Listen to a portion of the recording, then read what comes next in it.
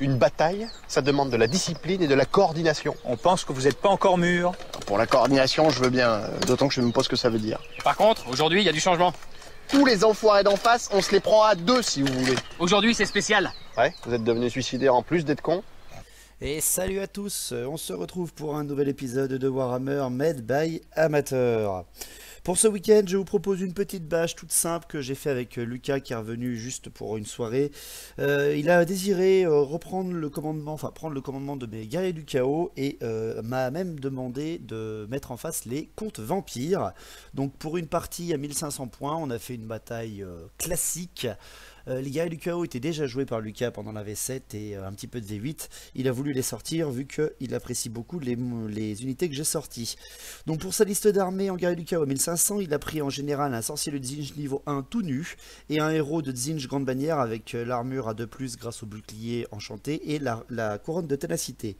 En unité de base, il a pris mes 18 guerriers du chaos de Tzeentch avec étendard, musicien et bouclier, 2 chars de Nurgle en base et en unité spéciale, un char éventreur de Nurgle et 10 chevaliers de Nurgle état-major complet avec les armes puissants en force magique.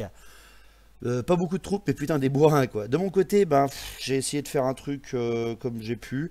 En compte vampire, je lui ai pas sorti ma triplette de Banshee parce que c'était peut-être un peu abusé.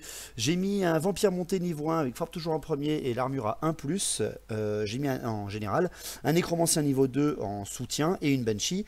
En unité de base, j'ai pris une horde de 39 guerriers squelettes, état-major complet, lance-bouclier et 19 ghouls. J'ai pris en unité spéciale 9 chevaliers noirs, étendard complet et état-major complet et lance de cavalerie bouclier. Et j'ai pris 20 gardes des cryptes état-major complet bouclier pour avoir de bonnes unités d'élite. Et un Terrorgeist pour avoir un sacré monstre avec un sacré cri. Donc voilà pour cette liste d'armées. À la magie, eh bien c'est tout simple. J'ai eu le Neek avec mon général et j'ai eu le Neek avec le Nagash avec mon nécromant. Et de son côté, Lucas a eu la terrible tempête de Tzeentch qui fait un vortex, enfin pas un vortex mais une explosion magique dans vos régiments. C'est assez violent.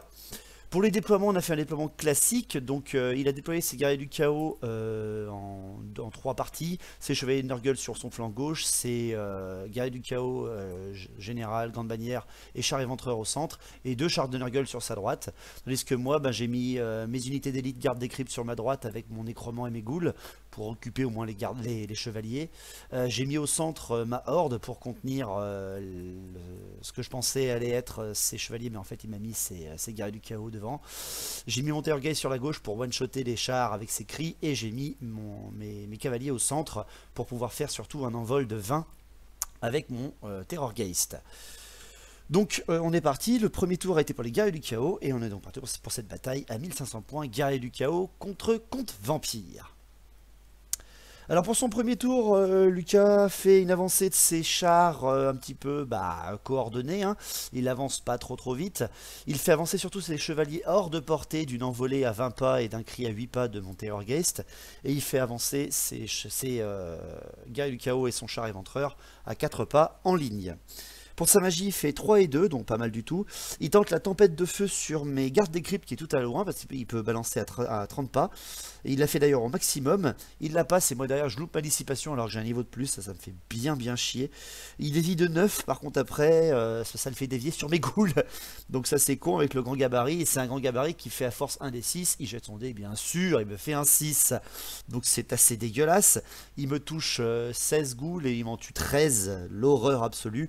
Mais grâce à l'arrêt de feu mutant derrière, je gagne une régène à 6+. Putain, c'est quand même cher payé, ça me fait un peu mal au cul. Donc après, il fait pas de tir bien entendu, et pas de corps à corps. Pour mon premier tour, j'essaie des stratégies comme je peux. Je fais envoler mon Terrorgeist au maximum de sa portée, vu qu'il peut faire à 20 pas, vu qu'il a 12 pas de mon général. Je le mets hors de vue des chars, mais qu'il puisse les voir lui, pour pouvoir en fait commencer à crier dedans. Je fais également avancer mes gardes des cryptes en soutien et en protection vers les ghouls nécromants, parce qu'ils ont pris un sacrément cher. Et je fais avancer ma horde en entonnoir avec mes chevaliers noirs, pour pouvoir faire un petit piège, comme j'ai l'habitude de faire. Pour ma magie, j'ai fait 3 et 1, ce qui m'a bien fait chier. Et en plus derrière, Lucas fait une canalisation. Donc je tente un Nagash sur les chevaliers du chaos, je suis dissipé en automatique derrière.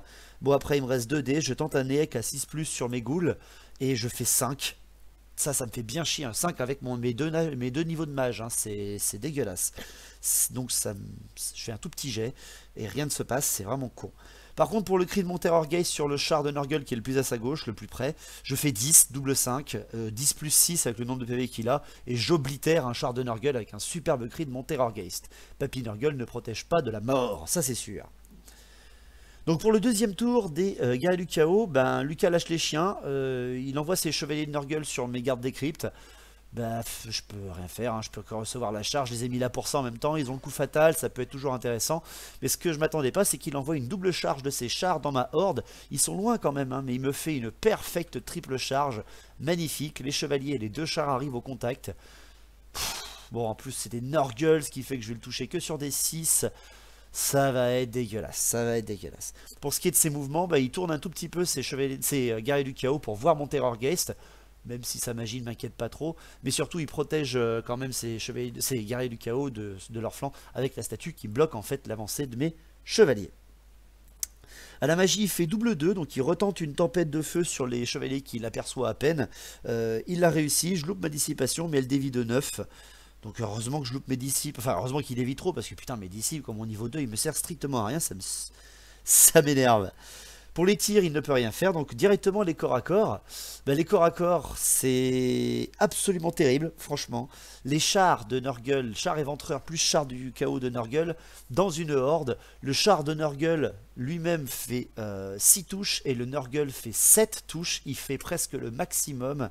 Et derrière en tout, il m'arrache 17 guerriers squelettes au combat, et seulement au combat, avec les 20 pauvres survivants.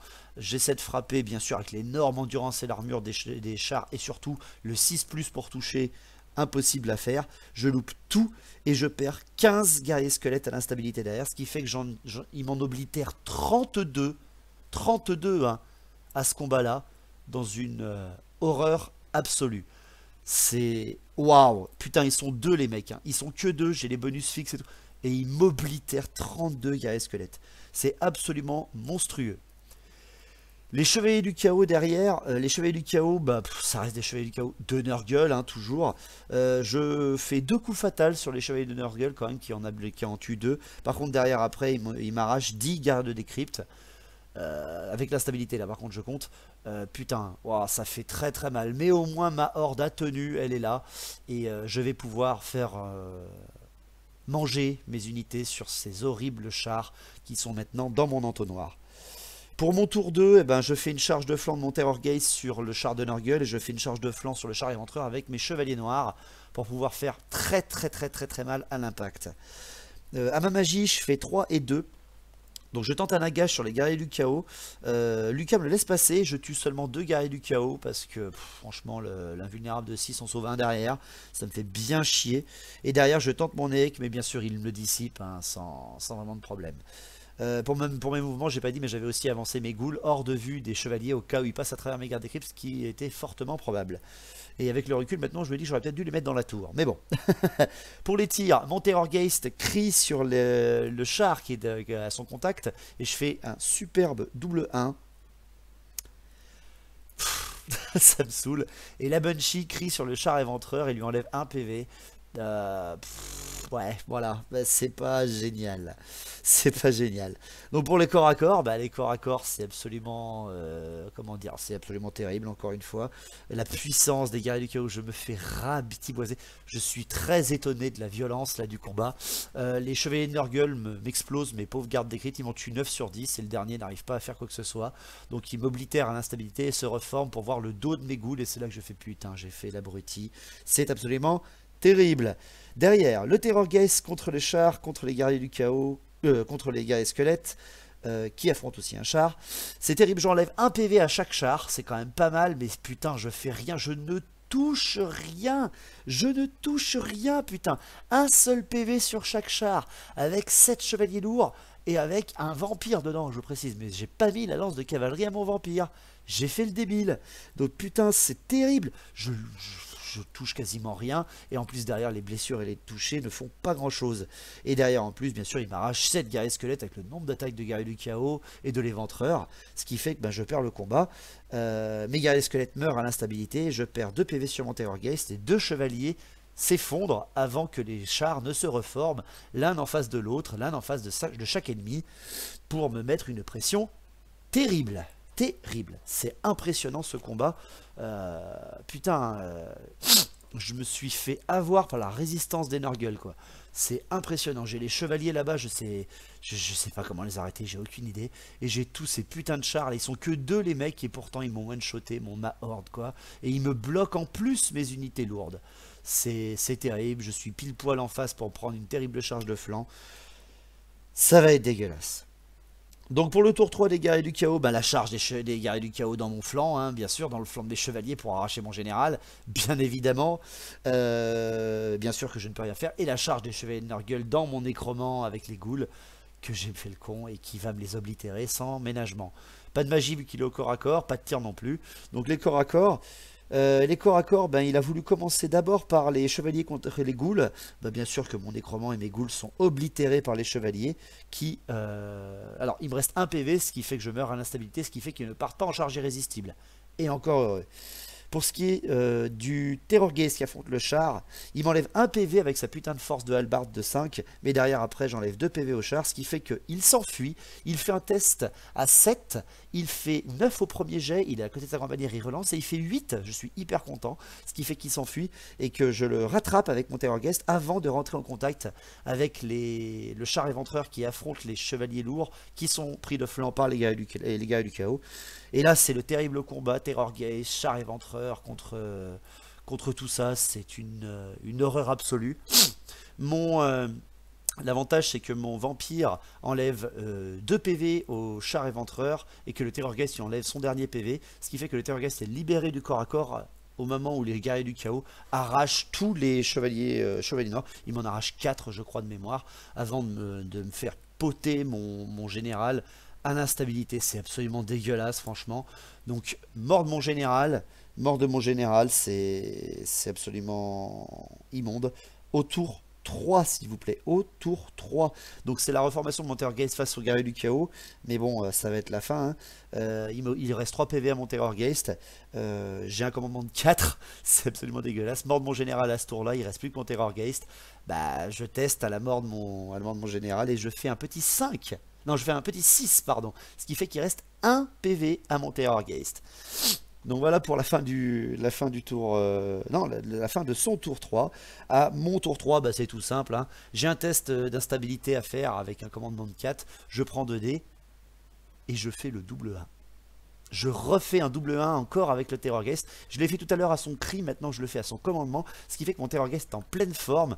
Donc, enfin en pleine forme, en tout cas il survit à l'instabilité. Je le fais s'envoler par-dessus les guerriers du chaos. Et je me place surtout pour pouvoir crier. Je fais un petit cri dedans et j'en bousille 3. Normalement j'en bousillais 4, mais il me fait encore une invue de 6+. Donc c'est vraiment dégueulasse pour son tour. Pour mon tour 4, je suis presque protégé. On va dire presque. Donc pour le tour 4 de Lucas, c'est tout simple, hein. Il tente de charger avec ses chevaliers de Nurgle qui sont à portée et en vue de mon Terrorgeist, mais heureusement il loupe sa charge, et encore heureux putain, ça m'aurait fait très très mal. Et derrière il retourne ses gars du chaos pour pouvoir blaster mon Terrorgeist à 1 PV. Il réussit sa tempête de feu après avec une magie qui fait 6 et 3, il me la balance, il a réussi et moi encore je peux rien faire pour la dissiper. Mais heureusement il dévie de 9 avec le petit gabarit, et encore une fois il ne me touche pas. Pour les tirs et le corps à corps, il n'y a rien à faire. Donc pour mon tour 4, je fais mon instabilité avec un commandement de 4. Et voilà ce que je fais. Je fais 4, putain. Mon Terrorgeist ne veut pas crever. Donc bon, ma chance ne va pas durer indéfiniment. Donc je suis mort, hein. Je suis complètement mort. J'ai rien à faire pour enlever son nœud de guerrier du chaos. Donc je charge dans ces chevaliers de Nurgle pour essayer de les arracher, au moins pour l'honneur.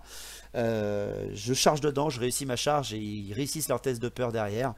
Je crie par contre dedans et je fais 10, mais malheureusement pour moi j'ai plus qu'un seul PV, ce qui fait que j'arrache seulement 3 chevaliers de Nurgle. J'aurais été full PV, je les tuais tous, ça aurait été beau, mais bon, j'arrache 3 chevaliers de Nurgle avant le combat, mais arrive le moment du combat et là les chevaliers qui sont plus que 5 m'arrachent mon PV sans aucun ménagement pour voir ma table annihilée. La partie a duré 1h15, c'est impressionnant.